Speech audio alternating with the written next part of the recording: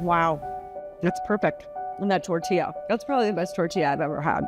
Thank you so much. Sitting at the table with the chef and owner of 2 Michelin-starred Californios restaurant, it's easy to see and taste his passion for Mexican cuisine, which was sparked at a young age growing up around his father's Mexican restaurant in Texas. The corn is so delicious on its own, and every ingredient is there for a reason, and we want it to taste like Mexican cuisine. To me, this tastes like summertime.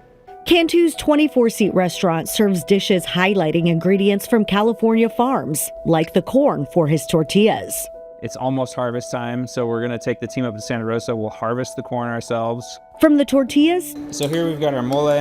It's a very dark mole. It's got some to the mole, Cantu finds a way to incorporate Mexican tradition into his modern dishes. This one using local quail cooked on a charcoal grill, served with his mole. Moles are just these sauces that, the mother or grandmother would make, again, to celebrate a birthday, celebrate a quinceañera, celebrate all these different moments in our lives.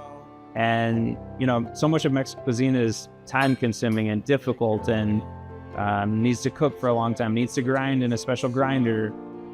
That commitment to classic technique and utilizing products found close to home partly comes from inspiration found in not just any cookbook, but one written by Encarnacion Pinedo in the late 1800s. It's just such a great book, and I like to share it with the young chefs and have them find inspiration in these books as well.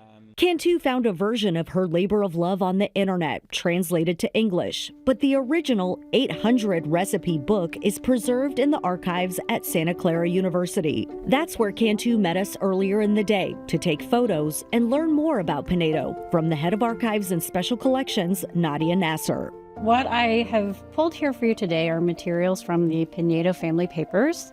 Most central to that probably is Encarnacion Pinedo's El Cocinero Español, the cookbook that she published in 1898. And then we also have a 2003 edition published in English with a selection of only about 200 of the recipes that we also have part of our library collections. And Encarnacion's family was one of the first here in Santa Clara? Yeah, they were among the first to live here in Santa Clara. And according to her reminiscences, her father built the first residence in the city of Santa Clara on the mission grounds. Included in the documents, a letter written by Pinedo in English, stating that she hopes her labor is not in vain. That includes compiling those hundreds of recipes Cantu was eager to read. And then over here, she's cooking with squab, pichon, which is, was also brought over by the Spanish and is something that, I didn't grow up eating squab or quail, but, there's certainly really, really special things that we have available to us here in California. And because you're in California and your restaurant's in California, you're able to find most of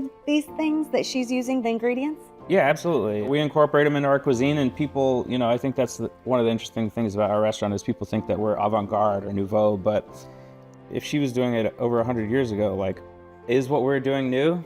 It is new enough with Cantu's contemporary twist to earn Californios those 2 Michelin stars. How does it feel to have all those awards to look at every day when you come in? Yeah, the awards are reminders of what we've done, what we've accomplished, and certainly, we've had 2 stars since 2018. I have this huge respect and admiration for Mexican cuisine. I would love that there would be a 3-star, whether it's us, Quintanil, Puyol in Mexico City, I want to see it elevated for sure. To 3 stars. Oh, that's very kind.